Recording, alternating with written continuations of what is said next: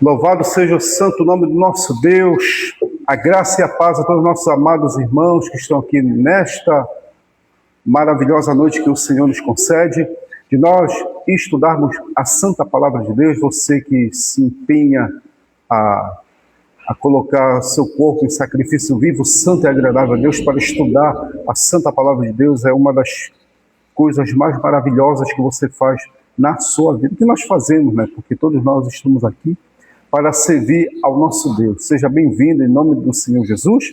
Os nossos amados que já estão possivelmente já em conexão conosco, agradeço aí em nome do Senhor Jesus pela oportunidade. Agradeço a uma amada que é diretora é coordenadora de uma escola muito abençoada aí, que está abençoando vários adolescentes, crianças, adolescentes, jovens. Seja bem-vindo em nome do Senhor Jesus. Olha, vocês podem fazer sua crítica, sua pergunta, pode ficar à vontade, tá bom? De avaliar o que nós estamos fazendo aqui de exposição da palavra de Deus, tá bom? Você tem o seu espaço para fazer pergunta. Fica melhor, né, posso assim dizer, se você vier participar conosco aqui. Participar aqui no espaço físico. O Jardim de Deus fica aqui na perimetral Guamá Terra Firme, tá? Por que Guamá Terra Firme? É uma fronteira entre Guamá e Terra Firme. Entre o Portão do Betina e aqui é a estação de ônibus. Você pode vir, está escrito Assembleia de Deus, Congregação Jardim de Deus. Pode aqui nos fazer uma visita, principalmente dia de sexta, mas também tem os cultos dia de quarta, domingo. Nós temos aqui Escola Bíblica Dominical, e dia de sexta, que você participa aqui conosco da exposição da Palavra de Deus, você tem a sua oportunidade, tá bom? De fazer as perguntas, mas quiser vir ao vivo, aqui na quarta, na sexta e no domingo, você pode ficar à vontade para fazer isso, tá ok? Amados, semana passada nós comentamos o capítulo 8 deste Evangelho de Marcos. Capítulo 8, ele foi bastante chamativo, ali das experiências do Senhor Jesus, a respeito da multiplicação dos pães, que foi a segunda vez que ele multiplicou os pães, da cura do cego. Nós fizemos alguns comentários bastante preciosos ali. Você pode resgatar esse vídeo. Está lá na nossa plataforma. Pelo YouTube é Casa do Saber Teológico, tá? E aqui no Facebook é Jeremias Moraes. Você pode acessar para poder nos acompanhar. Já fizemos a exposição de diversos livros da Bíblia aqui e nós estamos fazendo neste momento do Evangelho de Marcos. E aqui é o capítulo 9 que vamos comentar. Eu não me esqueço do capítulo 8, principalmente das perguntas que os amados fizeram e hão de fazer, tá? Fizeram do capítulo 8 e vão fazer do capítulo 9. Queridos, o capítulo 9 apresenta umas experiências muito maravilhosas da pessoa do Senhor Jesus, juntamente com os discípulos. A experiência de aparecer Elias e Moisés, ali no Monte Tabor, a experiência do jovem que sofria de uma doença, não se sabe se epilepsia ou era espírito mal, alguns dizem que era epilepsia, mas que o texto mesmo diz que era um espírito maléfico mesmo. Há outras experiências ali com os escribas e fariseus, e principalmente a questão do escândalo que Jesus toca aqui, que chama também a atenção, do sal, da hiena e tal. São partes assim, bastante chamativas, sabe, que nos conduz a um momento de reflexão da palavra de Deus. E você que gosta de fazer reflexão da palavra de Deus, sinta-se à vontade para tentar compreender isso aqui. Vamos lá. Capítulo 9, verso 1, diz: prosseguiu: em verdade vos digo que alguns dos que se acham presentes aqui não irão provar a morte enquanto não virem o reino de Deus vindo com poder. Aí você pode perguntar assim, Jeremias, o que é isso aqui? Que coisa mais herética, sem sentido que Jesus falou aqui. Ele falou que eles não iam passar pela morte sem ter experimentar o reino de Deus com poder. Eles passaram pela morte. Pedro morreu, João morreu, Tiago morreu, todos os discípulos apóstolos morreram. E aí, como é que se explica uma coisa dessa? E o reino de Deus não veio. Veio sim. O reino de Deus veio. Quando, Jeremias, que veio? Veio quando os discípulos experimentaram o dia de Pentecostes. Desde lá para cá, quem tem um encontro com o Senhor, o Espírito Santo, já tem a experimentação do reino de Deus na sua vida. Então, quando Jesus falou que alguns não iam experimentar a morte, porque iam passar ali pelo quê? Pelo reino, com poder, foi no dia de Pentecostes. Alguns partiram antes do dia de Pentecostes, mas outros ficaram. E os que ficaram foram os 11, e quem mais? Alguns discípulos, mas alguns partiram, morreram. Se cumpriu o que Jesus falou? Sim. Então, no dia de Pentecostes, eles experimentaram o quê? O poder de Deus. Pessoa que tem experiência com Deus, pessoa que tem intimidade com o Espírito Santo, ela está experimentando o quê? O poder de Deus, tá bom? Então é isso. Se cumpriu literalmente. Não é absolutamente aquele reino que vem lá do céu, ficar aqui na terra. Não é ainda este. Não é, tá? É a experimentação que a pessoa tem de ter o Espírito Santo na sua vida. Jeremias tem uma prova bíblica disso? Tem. Hebreus capítulo 4, que diz que é impossível aqueles que provaram o dom celestial, os poderes do mundo futuro. Então, a pessoa que tem o Espírito de Deus, a comunhão com o Senhor, ela tem um dom celestial e prova os poderes do mundo futuro. Qual é o mundo futuro? É o reino de Deus que vai ser instalado aqui na terra.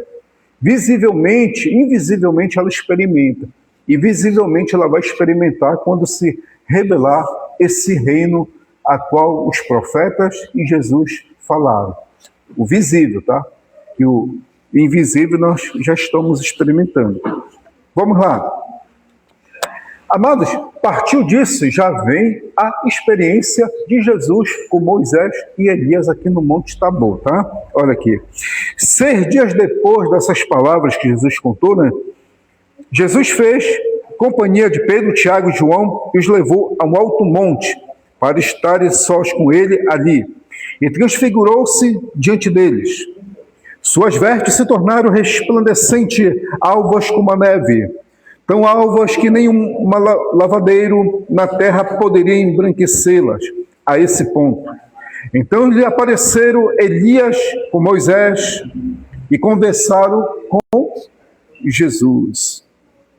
A reação de Pedro foi ao dizer a Jesus: Rabi, é bom estarmos aqui, façamos, pois, 3 tendas, uma para ti, uma para Moisés e outra para Elias. Ele realmente não sabia o que dizer, pois estavam apavorados. Nisso, uma nuvem os envolve e dela veio uma voz que disse: Este é meu filho amado, escutai-o. De repente, olhando ao redor, não viram mais ninguém, exceto Jesus com eles. Tá. Aí versículo 9. Quando iam descendo do monte, Jesus lhe ordenou que não contasse a ninguém o que tinha visto, a não ser quando o Filho do Homem ressuscitasse dentre os mortos.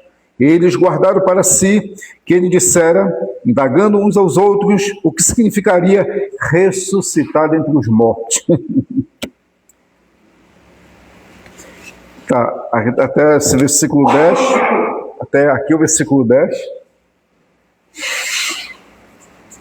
Vamos tentar compreender aqui o que é que Moisés e Elias estavam falando ali com Jesus. Não sabemos. Nem Pedro, nem João, nem Tiago conseguiram captar a conversa que Jesus teve com Elias e Moisés. Ninguém tem essa capacidade.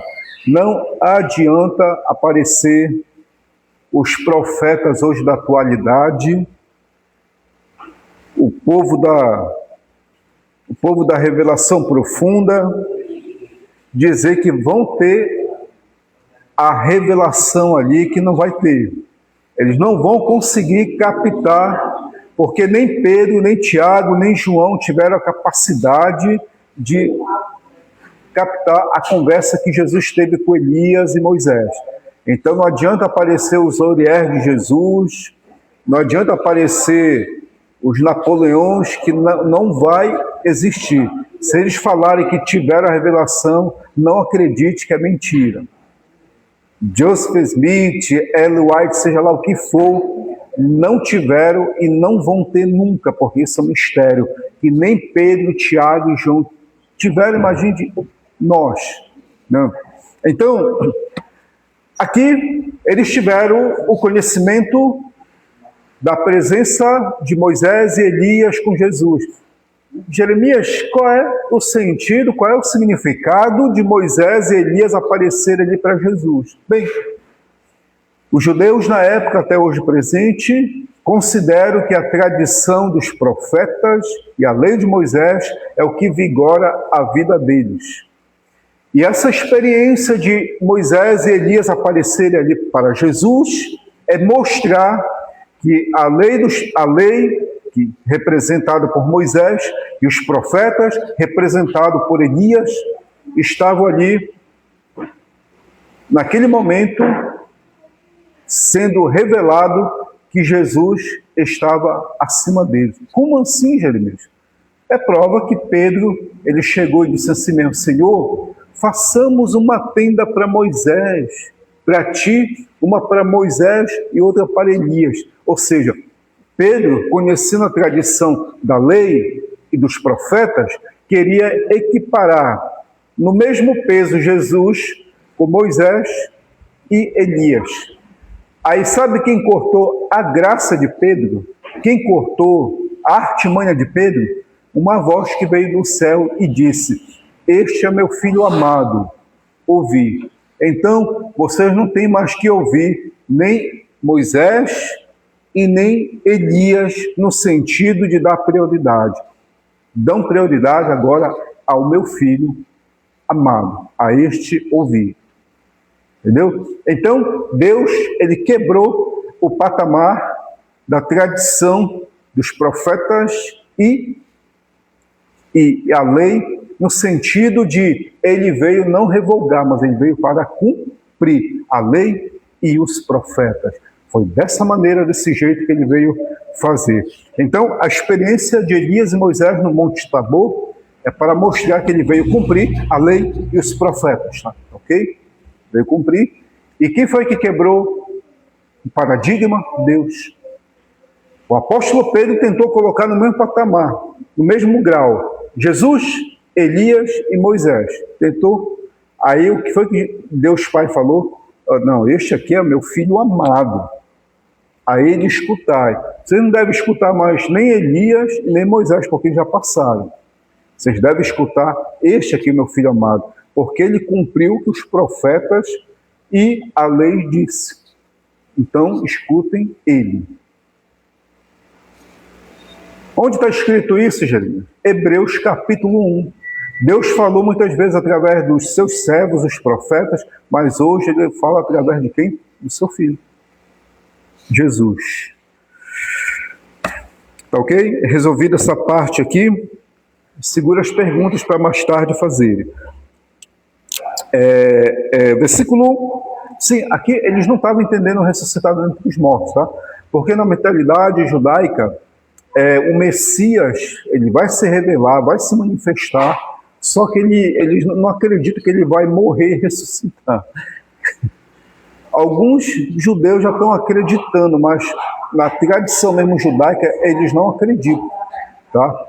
Então, para Pedro, Tiago e João, isso é estranho. Que ressuscitado entre os mortos? Não, mas isso é estranho.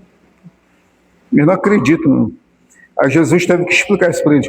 Aí, vamos lá, versículo 11. Eles perguntaram, por que os escribas dizem que Elias precisa vir primeiro?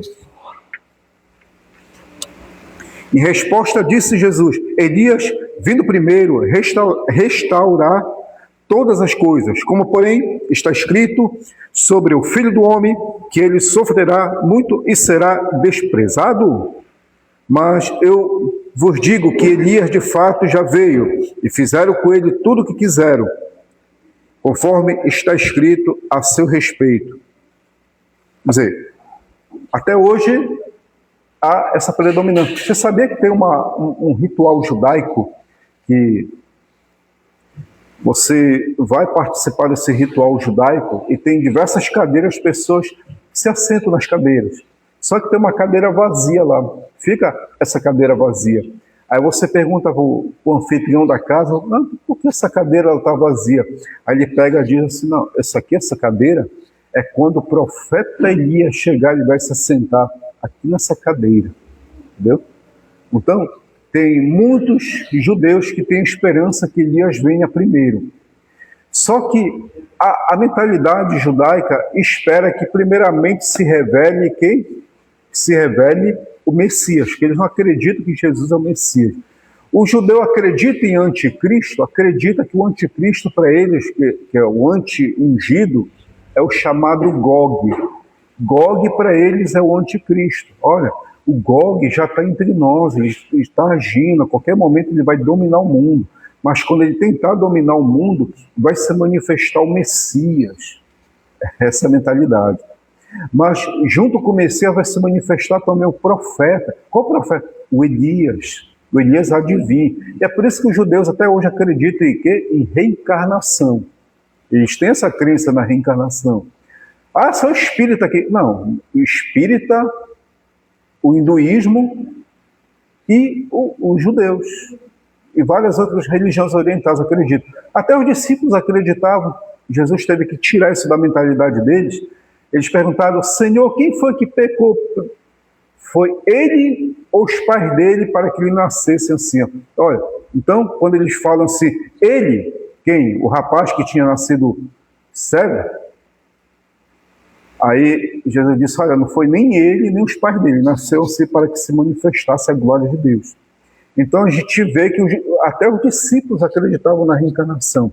Então, na mentalidade judaica, eles acreditam que o Elias ele vai reencarnar em algum indivíduo aí para poder ajudar o Messias. Aí tem toda aquela história ali do Apocalipse, capítulo 13 e capítulo 11, tem toda uma explicação, sem contar os demais capítulos, né? É interessante, então eles aguardam a vinda do profeta Elias. Você vai... Não estranhe quando você for convidado pelo anfitrião judaico desses de alta importância no mundo judaico e você vê aquela cadeira vazia lá, aí você já sabe, né, que eles estão esperando o profeta Elias chegar e sentar naquela cadeira ali. Até hoje predomina essa mentalidade. Aí Jesus pegou e disse, não, o Elias ele já veio, mas fizeram com ele o que quiseram. O Elias quem era? Era João Batista. Jeremias, João Batista quê? João Batista reencarnado? Não. O espírito, os pensamentos, sentimentos, as emoções semelhantes que estavam em Elias, estavam em João Batista, ok? Então, essa era a missão de João Batista, pregar a palavra de Deus como pregou o profeta Elias. Vamos lá, aqui tem uma parte que o pessoal gosta muito e prega muito, jejum e oração. Vamos ver aqui. Versículo 14 diz, quando chegaram onde estavam os outros discípulos, viu os que rodeavam grande multidão, que havia escribas discutindo com eles. Assim que toda a multidão o viu, admirou-se e correu para saudá-lo. Jesus perguntou a quem? Aos escribas. Ele perguntou aos escribas, que estás discutindo com eles? Por que Jesus não chegou com os discípulos? Ele chegou com os escribas. O que vocês estão discutindo com eles? Ele não chegou com os discípulos, com os 9 que estavam lá, tá? Ele chegou com os escribas e disse, por que vocês estão discutindo com eles? O que é que vocês estão discutindo com eles? Aí, de repente, do meio do povo, alguém intervina,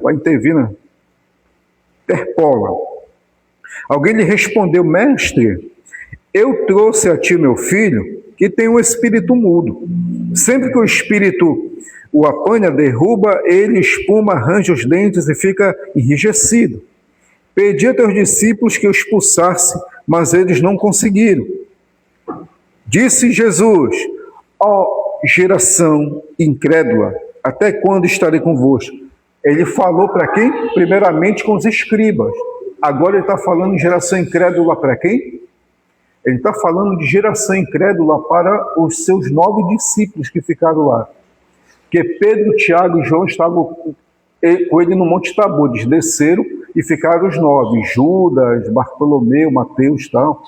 Aí ele pegou e disse assim: geração incrédula, perversa, até quando estarei convosco? Ele não falou isso para os escribas.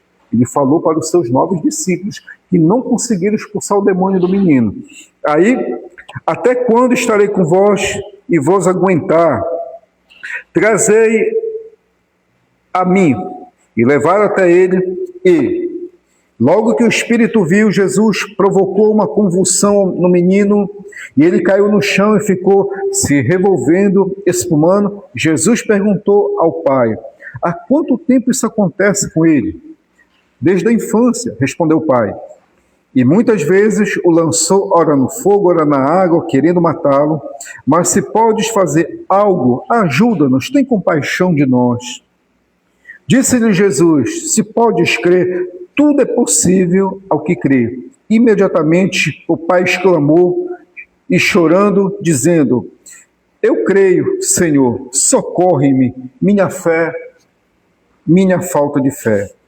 Vendo Jesus aglomerar-se a multidão, repreendeu o espírito imundo, dizendo-lhe: espírito mudo e surdo, eu te ordeno, sai dele e não entres mais nele.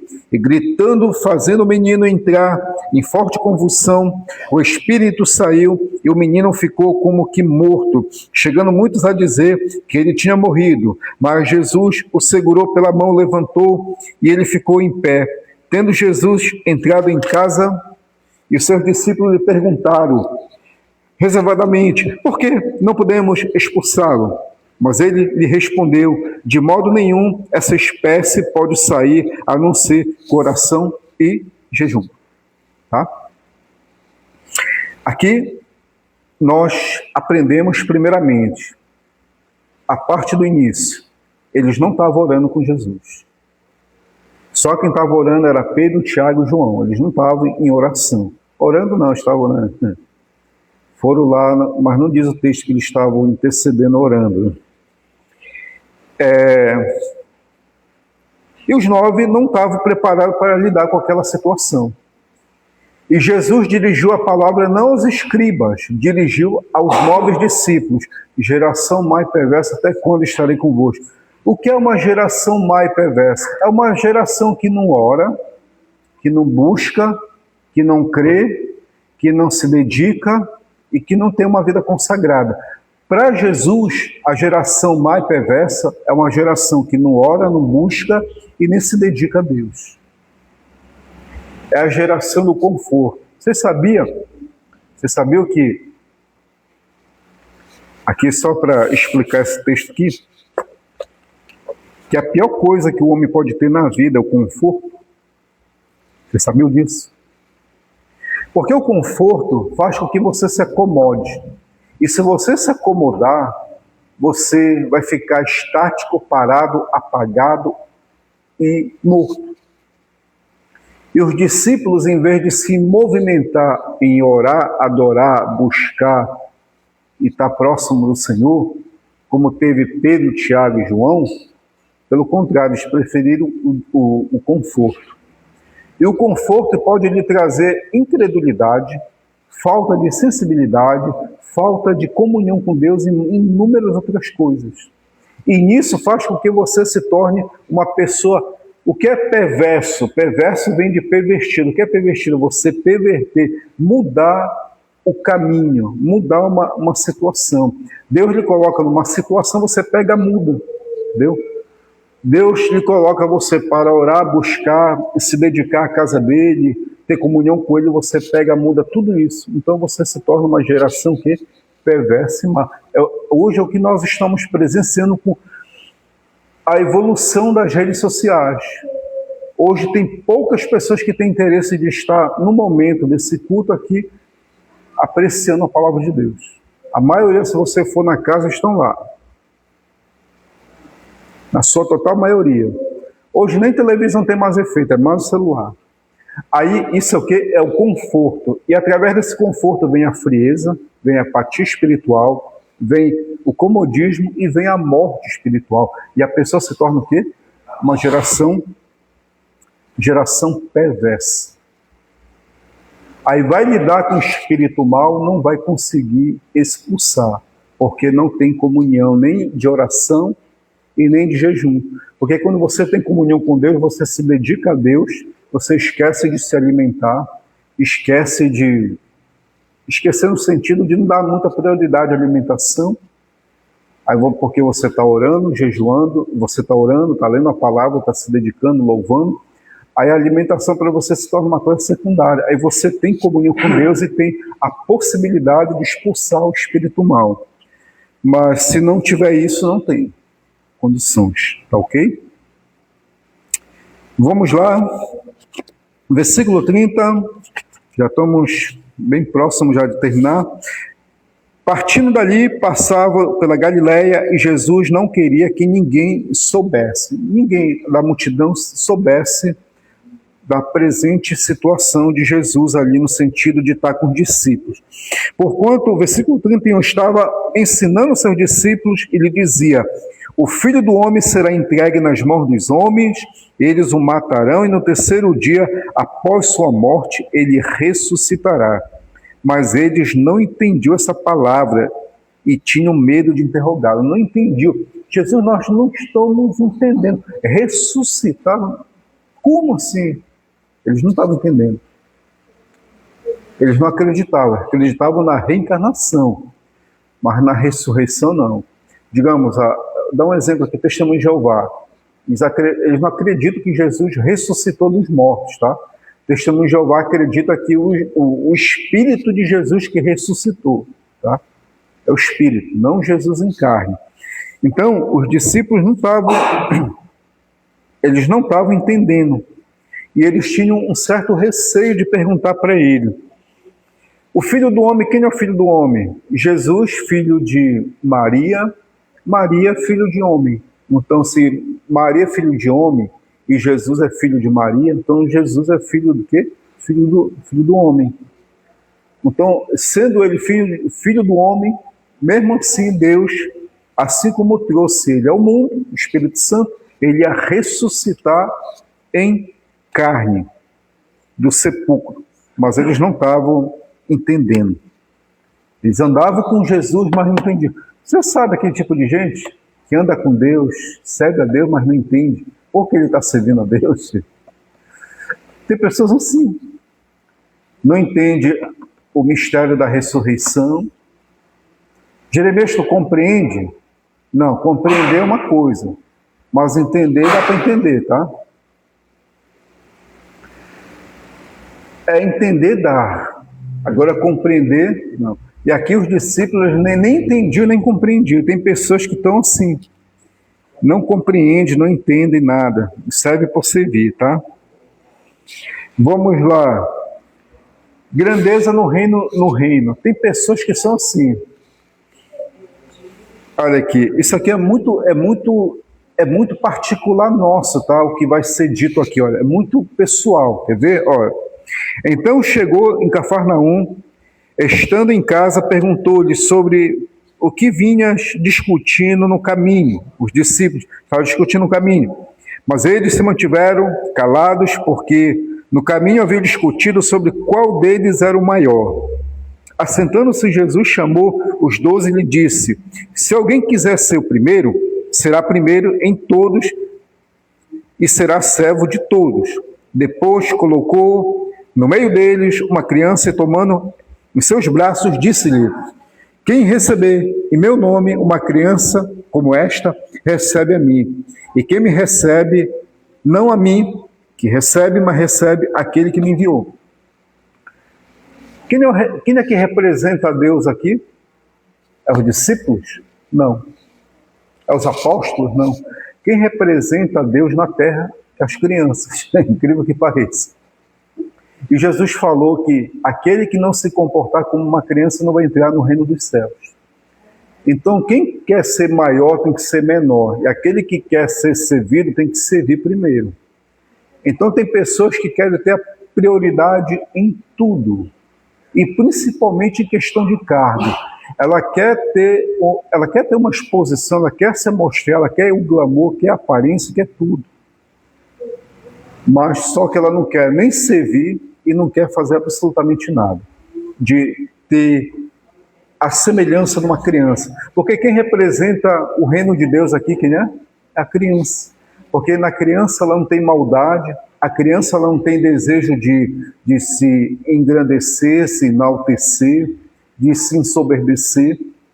E as pessoas que querem servir a Deus, mas querem servir com a sua própria vontade para ter renome, ela está longe de ser uma criança. Então, Jesus disse, está fora, porque só vai entrar no reino quem se comportar como uma criança.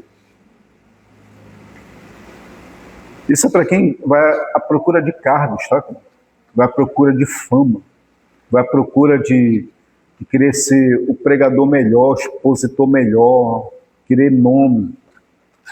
Meu irmão, não procure responsabilidade para si. Não procure. Esse pequeno trabalho que nós fazemos aqui na Jardim de Deus, nessa pequena exposição, você que está assistindo, sinceramente eu tentei assim acabar, tentei tirar. Só que as pessoas me pedem fora para me fazer a exposição. Se fosse por mim mesmo, tinha acabado. Mas pelas pessoas que me pediram para que eu fizesse a exposição, continua. Porque na realidade eu não gosto muito de me expor. Eu só estou fazendo esse trabalho mesmo pela glória de Deus, juntamente com nossos amados irmãos, e pelas pessoas que pedem fora, tá bom? Mas se fosse por mim mesmo, eu tinha acabado, entendeu? Mas nós fazemos tudo isso aqui para a glória de Deus, tá? Nada de renome, que ele cresça e eu diminua.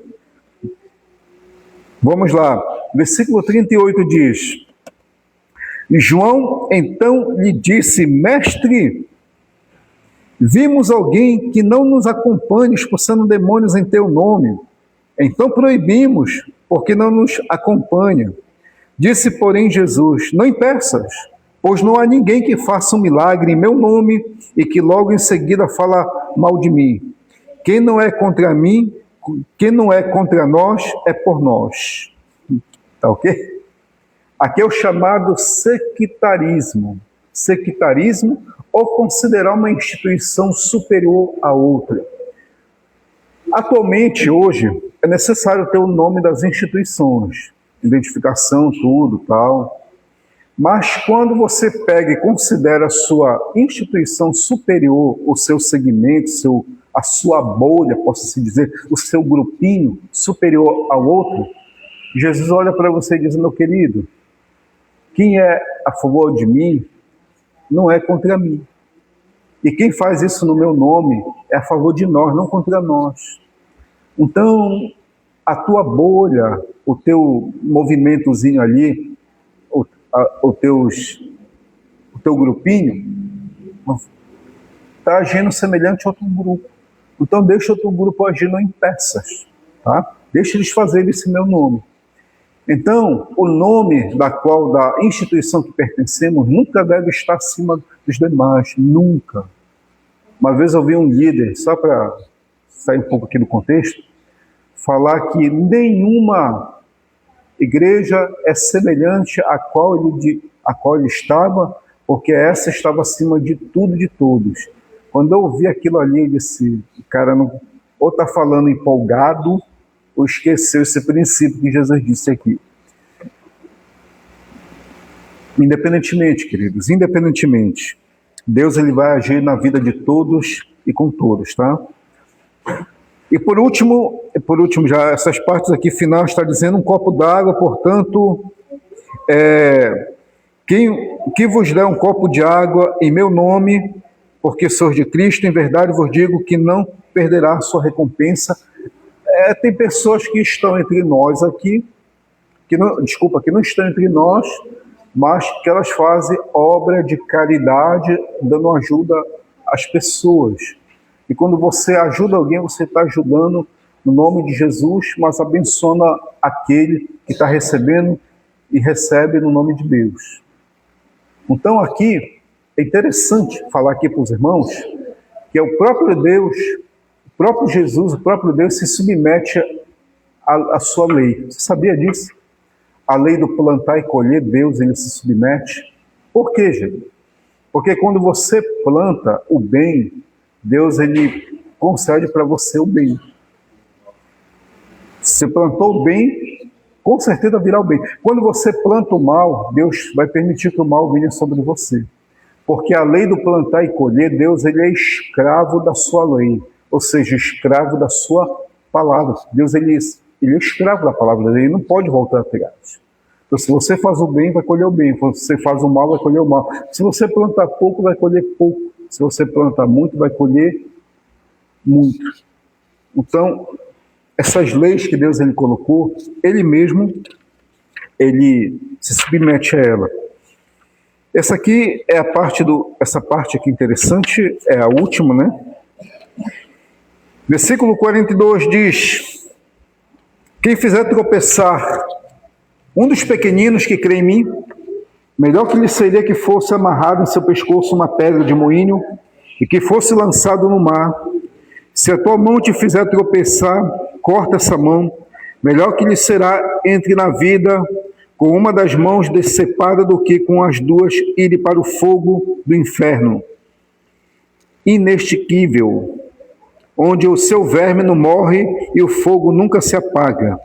Se teu pé te fizer tropeçar, corta-o. Melhor será que entres na vida aleijado do que com os pés ser lançado no inferno, no fogo inextinguível, e onde o seu verme não morre e o fogo não se apaga. Se o teu olho te fizer tropeçar, arranca-o. Melhor será entre com um só olho no reino de Deus do que com os dois e ser lançado no inferno, no inferno de fogo, onde o seu verme não morre e o fogo não se apaga. Há uma diferença aqui de inferno. O judaísmo acreditava no inferno?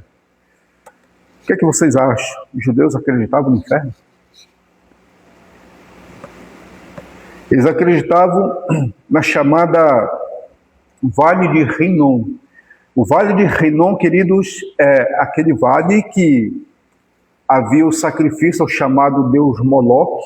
Você viu aquele termo moleque? Seu moleque. O termo moleque vem de Moloque. Moloque era o deus onde era sacrificado todas as crianças ali naquela estalta de Moloque. E nesse vale de Rinom era colocado os lixos ali de Jerusalém, das cidades circunvizinhas. Ela ficava ao sudeste de Jerusalém, e os indivíduos iam lá e depositar seu lixo ali. O que é que tinha naquele lixo? Tinha o fogo que queimava o lixo, né? Lógico, e tinha o verme que nunca se acabava. Porque onde há lixo tem verme. E onde tem lixo também tem fogo. Se a pessoa quer se livrar do lixo, tem que queimar o lixo. Queima o lixo, e lá em Jerusalém, hoje não tem mais esse lixão lá, tá? Mas no tempo de Jesus havia o fogo constante e o verme. Porque você vê aqui, tem lixos aqui próximo dos cantos, você pode dar uma olhada, tem sempre o quê? Os vermes no lixo. E o certo era para ter o quê? O fogo ali para queimar. E aí pegou Jesus e falou o seguinte: olha, se teu olho te faz pecar, tu arranca ele. Porque se tu não arrancar, tu vai ser lançado no inferno, onde o fogo nunca se apaga e o verme nunca morre. O que é que Jesus está fazendo a referência de quê? Do Vale de Rinom, mas dando a indicação que existe um lugar fora do reino dos céus, em que a pessoa será lançada, em que o verme nunca morre e que o fogo nunca se apaga. Qual é esse aí? É o inferno. Conhecido como Guiena. Já no mundo judaico, eles acreditam sim na Guiena. Eles acreditam na Guiena, mas antes de surgir o purgatório da Igreja Católica, aqui tem os católicos aqui ouvindo, eu não estou ofendendo vocês, tá, católicos? Só falar uma coisa aqui. O Talmud judaico, que é um livro de normas e leis judaicas, até mesmo dogmas religiosos, o Talmud judaico, ele foi escrito no 3º século a.C.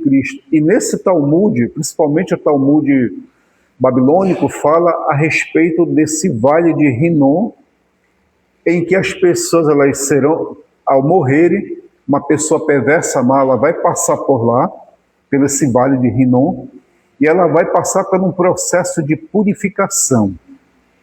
E existe, de acordo com a tradição judaica, existe 3 portas. Uma porta no deserto, uma porta nas águas, uma porta onde tem gelo. Onde a pessoa morrer, seja no deserto, ela vai entrar nessa porta, seja nas águas, ela vai entrar nessa porta, e seja onde tiver gelo, ela vai entrar. Isso é a tradição judaica, tá? E ela vai passar por um processo de purificação, vai ser queimada ali, durante o máximo 12 meses.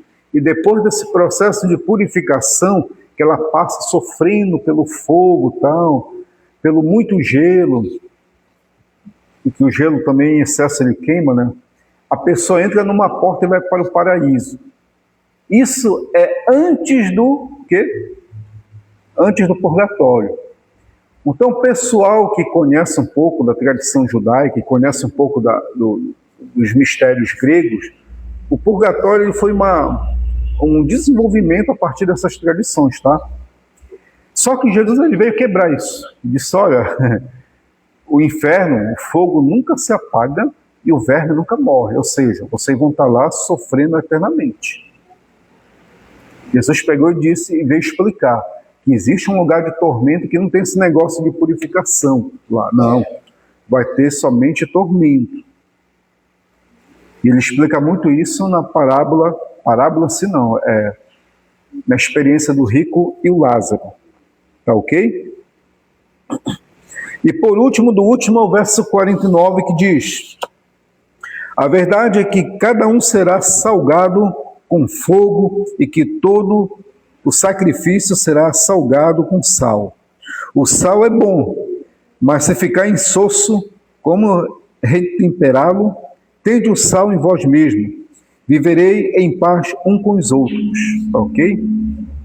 Aqui é mistério. Por que é mistério? Ele fala que tem que ter o sal. Esse sal tem que estar na nossa vida. E para poder salgar é algo dolorido. Para servir a Deus, você vai sentir dor. Você vai sentir muitas coisas assim que a sua carne não aceita. Mas é nesse momento de dor, de desprezo, de perseguição, que a sua vida está sendo salgada. E nesse sal que está sendo passado na sua vida, você está começando a ter sabor diante de Deus. Mas se você não quiser, não quero servir a Deus, então o sal é recolhido, no sentido dele não dar mais sabor e para nada mais presta. Aí Jesus pega e explica isso em Mateus, que o sal sem sabor para nada mais serve, a não ser o quê? Ser pisoteado pelos homens. Então, para nós servirmos a Deus, devemos ter a nossa vida salgada. Se não tiver sal, que é o tempero, para nada serve. Nem a nossa vida e nem o sal que dá o sabor. Tá ok? Então, amados, o capítulo 9 de Marcos nos deu essas informações a respeito de Moisés e Elias conversando com Jesus. Não tente ir atrás desses falsos profetas dizendo que teve a revelação orando e jejuando 120 dias. Jesus revelou para ele que Moisés e Elias... Não, isso é papo furado, não acredite nisso. Não tem como ter isso. Ali a experiência do jovem que sofria de uma doença, mas ao mesmo tempo era uma influência maligna. Pode ser sim epilepsia, podia, mas por uma influência maligna. Jesus pegou e expulsou logo aquele mal. Quando Jesus viu que a multidão estava em cima, ele pegou o quê? Expulsou logo o mal. Por quê? de não crescer o número de incredulidade. Jesus foi esperto. E quanto mais gente, mais curioso tem, mais a incredulidade ali vai ficar ao redor. Então Jesus pegou logo e expulsou o mal ali. Aí tivemos as explicações de gente querer ser maior do que os outros. Não teme. Ou se você se comporta como uma criança, não tem nada para você. Ah, mas o fulano é grande, todo mundo reconhece ele. Meu querido, deixa ele. Se tem um ditado, não que eu digo que não que são nossos inimigos, né? Mas tem um ditado que diz, se tu vê o teu inimigo errando, não interfere, deixa ele ir. Já falou, já avisou, não quer, deixa ele ir. Lá na frente ele vai se esborrachar todinho, porque tu já avisou, entendeu? Tu já avisou. E aqueles que não querem servir a Deus com interesse de coração, querem se escandalizar com o olho, ser cobiçoso, com a mão, mexer com as coisas dos outros, meu irmão, se você não arrancar logo aquilo dali, você vai ser lançado no inferno, a qual Jesus falou. Aí Jesus pegou o paradigma, quebrando ali do mundo judaico. Olha só, tem um inferno de vocês com máximo 12 meses, que o indivíduo passa ali, mas eu quero dizer para vocês que o inferno mesmo não é 12 meses não, é eternamente. Onde o fogo não se apaga e o verme não morre. Entendeu? E por último, devemos salgar a nossa vida. Ou seja, deixar as coisas passarem e colocar na mão de Deus para que a nossa vida seja muito bem temperada, tá ok? Se alguém tiver alguma dúvida, alguma pergunta a fazer, fique à vontade de estar ali. Se a gente puder responder, lógico, né? A pergunta que eu tenho é sobre esses bichos que eles queimam, né? O fogo não se apaga e os bichos nunca morrem. Fala também sobre as sombras que o Senhor pregou sobre o Apocalipse, que se apareceram, né, em 3 dias que foi as 10 pragas do Egito, né, vai ter também essa escuridão no Apocalipse, né? Então tudo isso se revela o quê? Do inferno se levantar aqui na terra, quando a grande tribulação se levantar, é isso?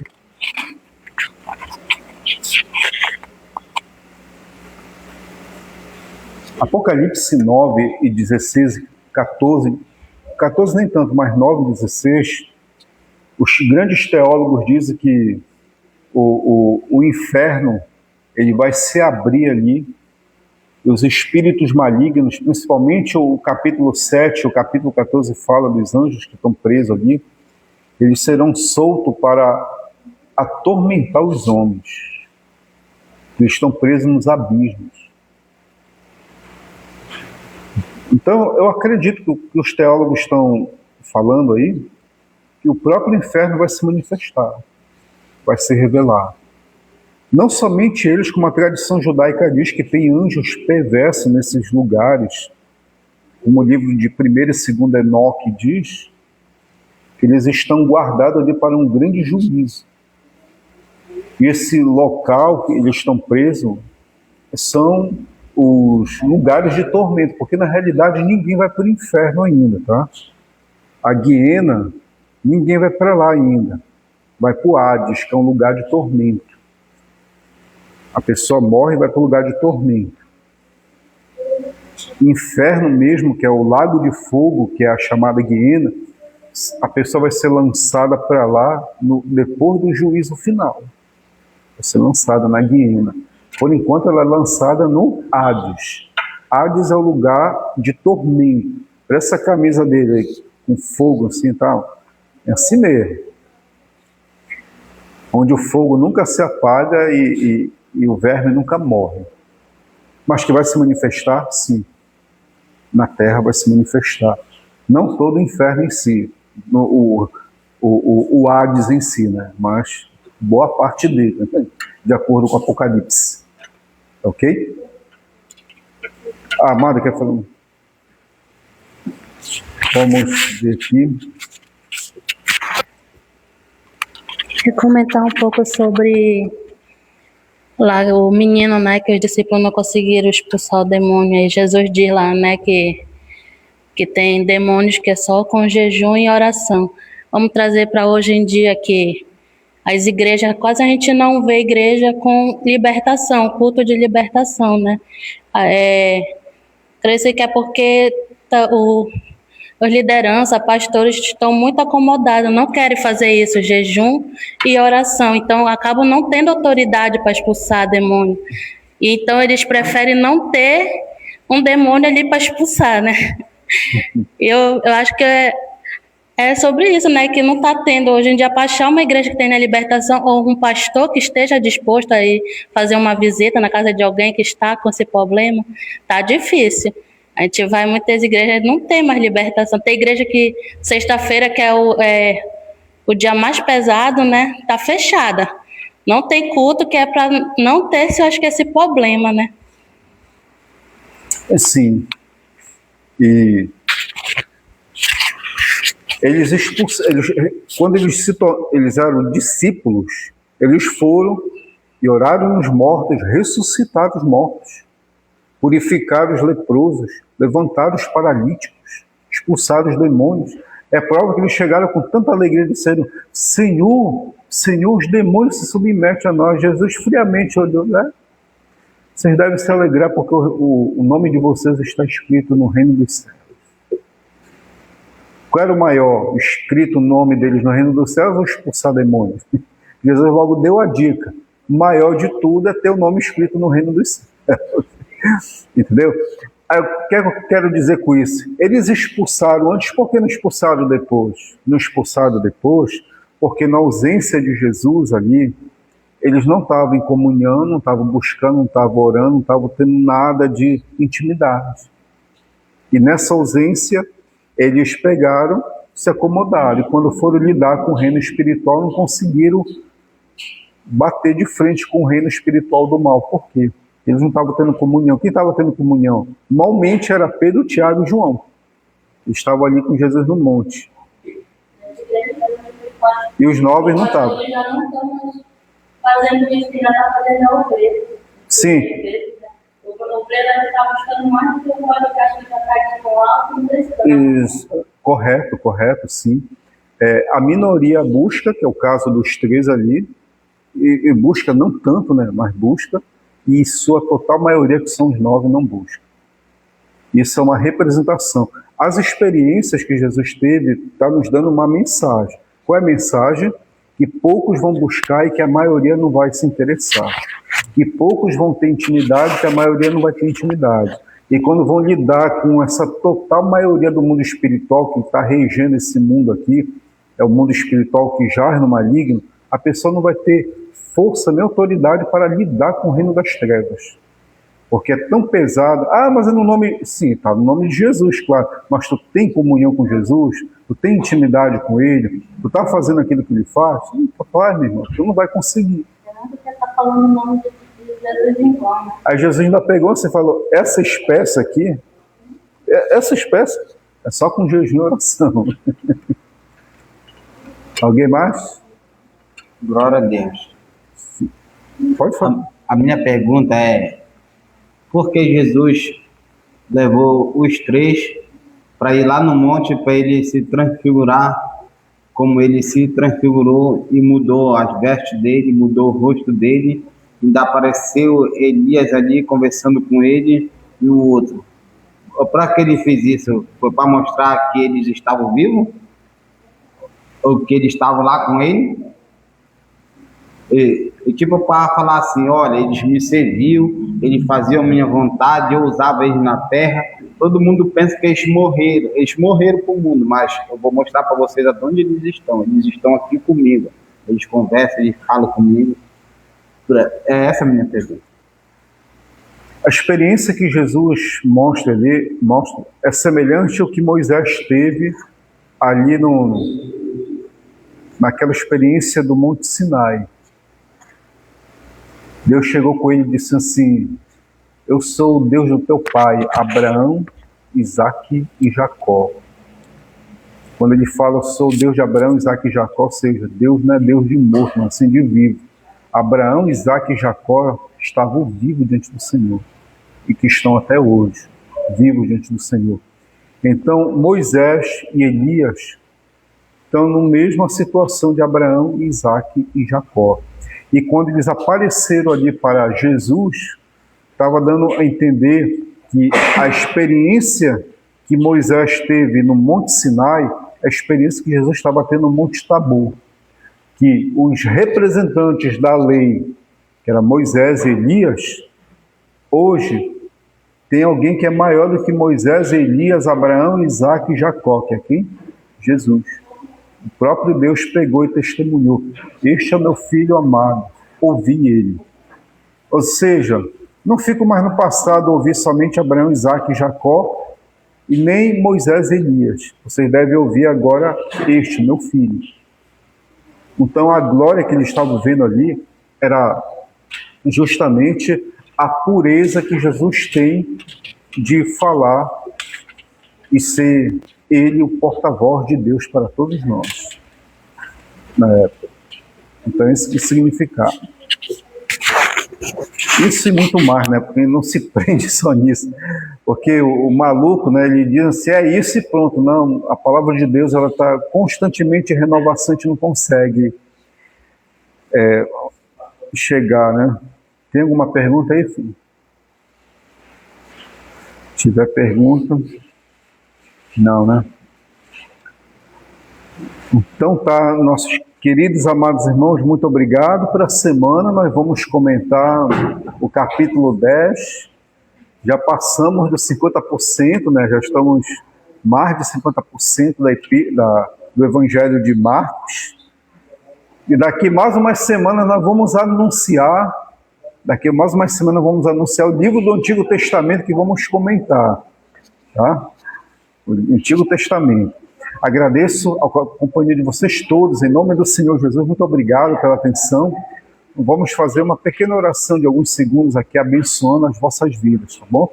Deus amado, muito obrigado pela vida desse querido e amado ouvinte, da vida desse amado que representa a sua família, desse que almeja, deseja a tua palavra. Abençoe profundamente, encha com teu Santo Espírito cada crente, aquele que precisa de paz, alegria, saúde e liberdade. Estende as tuas mãos, quebrando as barreiras e toda obra do maligno, em nome de Jesus. Cura, restaura, abençoa e encha com teu Espírito saúde, paz, alegria, felicidade para a honra e glória daquele que vive e reina para sempre, no nome de Jesus. Amém.